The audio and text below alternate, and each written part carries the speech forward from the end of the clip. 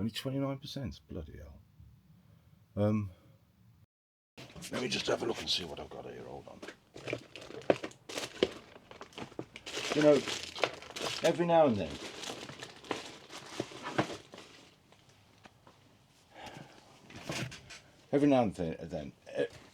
everything goes tits up, doesn't it? So what is it going on there? That's working. Okay, the battery handle's on. I've got enough power. But I know why I'm all disorganised. It's because I packed a suitcase earlier in the year, in the beginning of end of February, to go on holiday for a week. But when I got down to the airport, I discovered I left my passport back in Birmingham, didn't I? So I had to come back. But it felt like I went on a holiday. But everything that I took with me is still in the suitcase for my next holiday, because I just didn't unpack it, and so I'm missing things, you know. That's why I feel disorganised. Anyway, I'm just uploading a video that I made on the 11th of May, because I didn't have time to upload it. But since I made that video, things have moved on, and I'm recording this now. So what's the score? So this video that I'm uploading will give you a bit of background to what I'm talking about now, so it kind of means that you have to listen to that. Anyway, eBay sales down, 2 outages. The price increases that I put up because of the Royal Mail price increase wasn't a small increase. It wasn't a small increase that you could absorb and do nothing. I had to increase, so I put everything by 50p, but I made a lot of mistakes, and some went up by £1 and others went up by 150. That video there talks about it. But I worked with, I asked ChatGPT a question, and it wasn't ChatGPT, it was Gemini. The free version on the normal Google search, you can go into AI mode, you know. Anyway, I asked it a question, and it basically helped me craft a project plan to identify or isolate these listings that increased by £1 and £1.50, so that I can focus on them. There was about 130 odd on one and 140 on another, so it's a big chunk of work, and it's not necessarily accurate because some of them on that list only went up by 50p, others by £1, some by 150. So I can work on those. That's good, but I haven't had time to do it because today I'm in here just to do my end of quarter books. Got to do my VAT and digital reporting. I'll get that done today. Probably take a couple of hours. In the meantime, what's been interesting is that I think it was Monday or Tuesday, sales was so bad. It was like, it reminded me of the time when eBay cancelled all my listings and I was only getting like 4 or 5 sales a day. I was getting more sales on Shopify than I was on eBay. I thought, come on, this is not right. It's not right. I've got 1,200 listings, and you're giving me sales for a few. I only make coppers, you know what I mean? It's not as if like I'm asking for a lot. So I started saying things like, I'm going to switch eBay off. And my dad's getting all anxious, starts muttering under his voice. Starts slagging me off. I've got to record it one day so you understand what I mean. It creates ripples in my psyche, and on my spine. It goes all like, you only have to say one word sometimes, and I get a shiver down my spine. I'm sure I'm going to get cancer there one day. I'm telling you, like that. Anyway, I said I'm not having this, so I thought I'm going to ring eBay and have a moan. So I phoned them. I didn't phone them. I arranged for a callback, and usually I get a callback within minutes. I'm sitting here waiting. I said, they'll phone me in a minute, Dad. And I'm waiting. 10 minutes went by, and I thought, sod this, they're not even phoning back, man. So lunchtime came. I said, I'm going to get some chips. Sitting in my car, I get a phone call from a guy called Steve in America, eBay. Nice guy. I told him what the score was. I said, look, I set up in a bedroom 15 years. I gave him the big brief overview. Been selling on eBay professionally for 15 years. I cancelled my listings. I bounced back, and my sales increased up to I was getting about 60 a day, and now I'm down to like under 10 a day. And I said, I'm living on my dad's pension, man. And he went, oh, Oh, I've got to stop saying that because it's not true. But it feels like it, you know what I mean? It feels like I'm dependent on my dad. I am in many ways. Anyway, he said, let me look at your shop. So he went into my shop and he had a look around and he said, Martin, he said, if all eBayers had a shop like yours, he said, eBay would be a great place to shop. I thought, okay, nice compliments, but he's probably said that to every person he speaks to. You know what I mean? Anyway, so I thought, thanks very much, a little bit of schmooze. He said, and he looked at me listing, he said, there's only one problem I can see. And I said, what's that? He said, your listings, he said, they're too old. I said, okay, here we go again. So I said to him, I said, look, they were very, very old, but eBay cancelled them all. This is my theory, you see. When they cancelled all my listings, it wasn't about the VAT, because the VAT number was in there, but they were using it as a guise. On that day, they cancelled the listings of several hundred people, and some of those people weren't VAT registered. So what's that about? No, I think it had something to do with the fact that these were stale listings. They were no longer visible on the servers, occupying server space.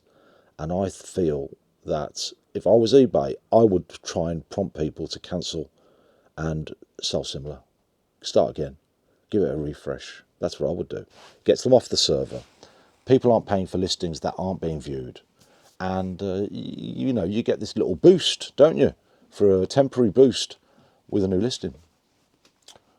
That's what I think they did. But on that day, when they cancelled all my listings, 1,100 odd or 200 odd at the time, I just grabbed them all and relisted them all again. I didn't see it sell similar. I just relisted the same problem.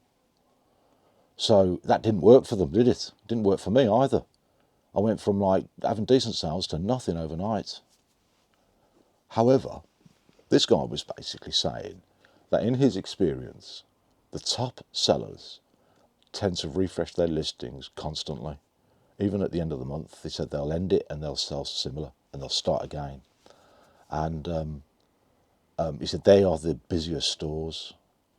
And I thought to myself, he's right. I just keep hearing, every time I speak to an eBay person, that's what they say. I always felt, it's like a brush off, like go and do that, it'll work, but there's no evidence to prove that it works. However, I do see people in the Facebook groups who say the same advice. You don't know if they've got it from experience or it's because it's what they've heard or what it is they've read. But I thought, okay, my resistance to this, I'm gonna start doing it because it's a lot of work for me to do, multi-variation listings. So I kind of came back after that phone call, concluded the phone call, thanked him, moved on. You feel a little bit better, don't you, when you get it off your chest, when you have something to talk to. This is why I like talking to myself in this, even though nobody watches it. It feels good to get it off my chest, It allows you to unclog the brain so you can move on. That day, I think it was Wednesday or Tuesday or something like that, I came back here. I said to Dad, don't cook me a dinner tonight, I'm going to work through. So as soon as I'd got all my orders out and everything and we'd finished and the postman came, I thought, I've got stuff that I've ordered that needed to be booked in.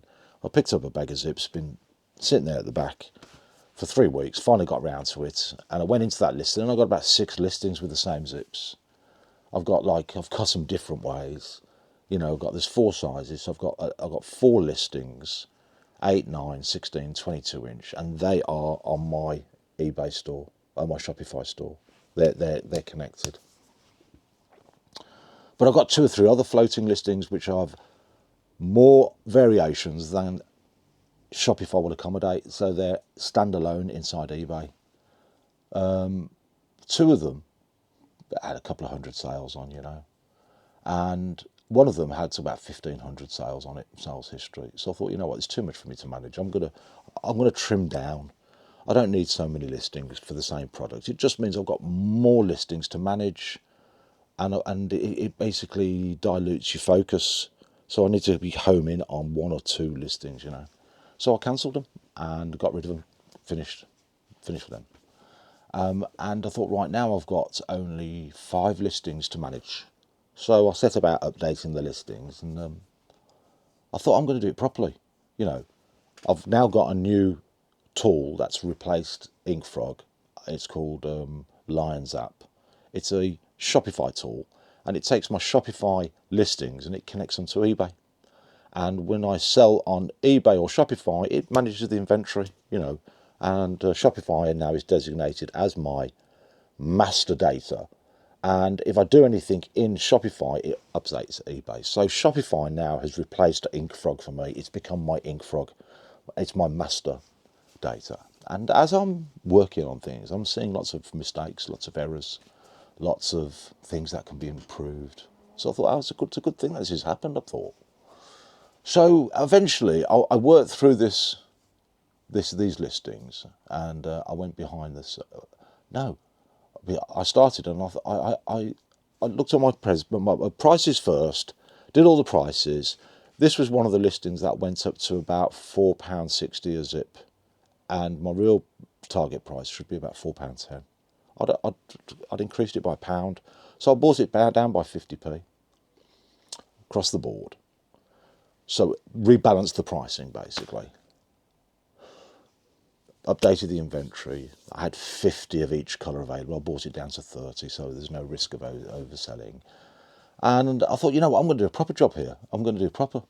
So I put a message into Gemini I used, and I asked it a question. I said, who has the cheapest 22-inch magenta invisible zip? And it immediately came back and said thread and trimmings. That was me. I thought, oh, kind of surprised me, But there was like a portfolio of photographs, listings at the top of the page. And I asked it, I said, well, if I'm the cheapest, why aren't I amongst those, the gallery? And he says, because they're sponsored. He said, there are occasional cheaper, occasional free listings in there, but they're fully optimized. I thought, okay, so tell me some more. So I ended up having this long chat. I mean, all night, right till about 10, 11 o'clock. And it took me through the guts of my listings in Shopify, behind the scenes, to make sure that my SKUs match, that I've got a compare price, that I've got my country of origin, my HS code, and even the MPNs. Put the MPNs in. He said to me, make up an MPN. He said, make an SKU that you can work with, using with the, so it goes like invzip hyphen the size 16 for 16-inch hyphen the colour, right? He said that SKU, if you copy and paste that SKU into the MPN, that now becomes your MPN, because it's an unbranded zip. So I can brand it as thread and trimmings with these SKUs and these MPNs. I thought, okay, I get it. So all I've got to do is the same kind of thing on every single listing that I go for. So it's a lot of work, because you can imagine there's 30 colours in this listing, one of these listings. And if I've got all these sizes in one listing, it's like, it's a lot of work. But I thought, I've got to do it properly, because it was telling me to do it properly. And the reason why it was telling me is because if it's fully optimized, then the spiders will come along from Google, grab the data, and it will put it forward, or higher up the search results. It will put it forward to people who search, because it's got more information to grab on. So came back to the front page, and I gave it, I copied and pasted the title and the description, and it came back with eBay compliant titles, much better, with the beautiful search terms at the first four words of the title. Gave me a much better description. We had some to-ing and fro-ing, because discussion and debate, because it was making assumptions, and you kind of have to give it new information about you, your business, what you charge, what you paid, all those kind of things, and it improves the advice that it gives you. The more it knows about you, the better the advice. Anyway, we got down to the very bottom of the page where they have the SEO metrics and everything, not metrics, but information. So it has an SEO title and metadata. And it gave me a title, and I challenged it, and it said, no, this is the reason why. And then it's got this handle, and I said, okay, when I did all that particular listing and saved it, I said, can you go and have a look at it?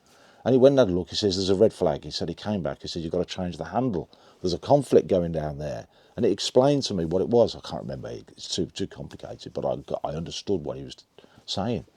And I started to feel as if I got a high-powered executive next to me. That's what I felt like. Somebody who knew what they were doing. You know what I mean? And for years, all I've been doing is filling in the obvious fields, because that's what you do on eBay, don't you? You create a listing. I mean, even the item specifics, I never used to do that. It's only in recent times that I've been doing it. But it's all important for the search engine, for the algorithm. So anyway, I ended up getting this fully compliant listing. I felt very proud of myself for what I'd done. And then I replicated it across the other listings. The only variation was the sizes, 8-inch, 9-inch, 16-inch, 22-inch. And then and that was it. That was fine. So I moved on to the next product. And what I found was that Gemini started to build like a routine, because it realised that I was going to be doing this over and over and over again. So it kept, I put the new title in, the description for the listing I was working on, and it came back with a revised one, and I changed my prices, I put the SKUs in, I did the MPNs, I did the HS code, I did everything, all that kind of information. If there's a field, I filled it in. And then we started talking about tags. And I've got this, on Shopify, you've got this little field to tags, and I always put in basically what it was, 16 invisible zips, that's what I put in. And he said, no, I thought it was something to do with customer searches. He said it helps the customer filter on your website, but it's not necessarily key for Google, but it also grabs that information. He said, but the point is you've got to put all these tags in. So it gave me about 10 tags. And I said, I don't want to be copying and paste each tag into that field. I said, is there a quicker way of doing it? He said, yeah. He said, just copy. He said, I'll provide you with the same tags with a comma after them. He said, copy the whole lot and paste it in. And I did, and done. I thought, bloody hell. Why don't I know this? Kids know it. 60-year-old men don't. So I've done it. That was great. So, as the evening marched on, I started to get a lot of confidence in what I was doing. The only thing is I realised that it's a slow process, but it's going to get faster, because I'm going to get faster. I'm going to be more agile around the listing, and it knows how I work. However, towards the end of the night, the session that we were in, it started to go slow. And I said to her, why is this going slow? Is it going slow for you? And he said, yes. He says, because there's too much data in the chat. He said, open up another chat. I said, hold on. If I do that, will you be able to refer back to this conversation? He said, no, we have to start all over again. I thought, no, I don't want to do that. So that was Gemini, and Gemini is a Google thing, and we're dealing with Google here, aren't we? So they know all the rules, and they know their system better than anything. So I was reluctant to come out of Gemini, but I thought I'm going to go and try ChatGPT, and I'm going to go through the same process and see what it comes back with. And my brother pays for the paid version, so I went through ChatGPT. I told him that I was doing a comparison and that you're on trial. And it takes a different approach. It's similar, but it comes up with different punchy kind of words, They've got different personalities. That's all I can say. That's how I would describe it. However, I will have the same problem with ChatGPT. Eventually, in that chat session, it'll basically grind to a halt. It throttles the thing because of the amount of data that it has to review. So I said to her, you're giving me too much information here for me, and it's maxing out the conversation. I only want the bones, So he said he can do that because I can switch mode. I told him that I wanted to upgrade, but I'm not fully confident yet. So he said, I'll blow your socks off. They come out with words like that. It just makes you laugh, makes you giggle. It actually helps along the day because, you realise you're talking to a bloody computer. Anyway, I have to say, I'm amazed by this AI, and it's such early days. And I've been using the free one, the free throttled one. This is not the paid version. So God knows what the paid version is going to be. But my brother has said that he's unemployed at the moment, my brother, and he's been looking for jobs. And he says that with all the help that he's been getting from it, he pays 20 quid a month for it because he said he couldn't apply for the jobs and compete at the level he's competing at without this help. And he said if there's a vacancy that he's applying for, it'll go off, get all the details of that company, and it'll match it against its CV, and then produce a new CV, a tailored CV for that company. And my brother says the more it learns about you, the more accurate it is, and the more faster it does it. and to the, it produces great quality. And the other morning, he said he applied for 2 jobs. It took him 5 minutes. He said normally it would take him a whole day to actually prepare for a job. And it's producing a CV which is better than what he could produce. The only thing is, I would imagine that the HR executives are starting to recognise these AI produced CVs and things like that, but it don't matter. The important thing is you get your application in, and he's able to get his application in quickly. So I'm going to be doing some more of this ChatGPT today, because it's the right way to go. Hopefully in a few months' time I'll start to see the benefits, with increased sales and more visits. But last night before I went home, I said to him, look, I've got an hour. I said, can we do something with my homepage? Because it criticised it, you see. It said that my homepage was not, it had a load of blurb on it. It's where I put my terms of business. You get free postage at £35, 10% discount at £75. This is the postage rates. I put that on at the front page because I always felt as if I want to be up front. He said no. He said that's the kind of thing that switches people off. He said they only need one statement, and that is, he came up with. I'll tell you what it came up with. I'm not fully happy with it, and I told it I'm not happy with it. He says not a problem. He said you've made the change, and he said you've got middle way. He said we've got further work to do. I said okay, I'll give you the benefit of the doubt, but I have to do it as time goes by. I can't do it all in one. However, I want to upgrade from what I call its current theme 1 to a theme 2 front page. It's going to cost me £100, and the one I've identified is XTRA. And I've asked it how long would it take to actually populate the front page with the information that I need to get going, and he reckons a whole day or a 48-hour window. He said, we'll nut it. I said, okay, so that's the kind of time I've got to allow to work on this front page. But what I've got at the moment, it's just basically removed a statement and a load of blurb, and he's changed my photographs from new arrivals to bestsellers. And the new arrivals is automated by Shopify, but the bestsellers I have to put in myself. But he was insistent that I put bestsellers in, and he said I do know how to find those because I saw that Shopify produces a report on things that are selling well. So I told it that, and he said yes, you're right. And he said go off and he said identify 5 products that are the top sellers. So we came back, put those in to what they can't remember what called is some rich text or something, and it appears at the bottom of the website. So it says so now it's gone to sewing, craft and haberdashery supplies. That's a key statement of what my business is about, and that's what Google grabs. It grabs that. Before I used to have welcome to Haberdashery, thread and trimmings. I started this business like a whole spiel. Don't need it. Just need to put it in what this business is about. So I wanted to put fabric in there. He told me to get it out, and I said, but I sell fabric. He said no. He said you sell more haberdashery than you do fabric. I said okay, I'll go with it. I wasn't going to argue with this. Sewing, craft and haberdashery supplies. Welcome to our haberdashery store. Zips, buttons and trims for sewing and crafts projects. Mix and match across our store. Free UK delivery over £35. Tracked delivery available. Bestsellers. And then I've got 6 photographs there of my bestsellers. That's it. I wasn't happy with that, but it's going to build on it. But I'm going with what it's telling me because it's the expert, isn't it? It's supposed to be the expert.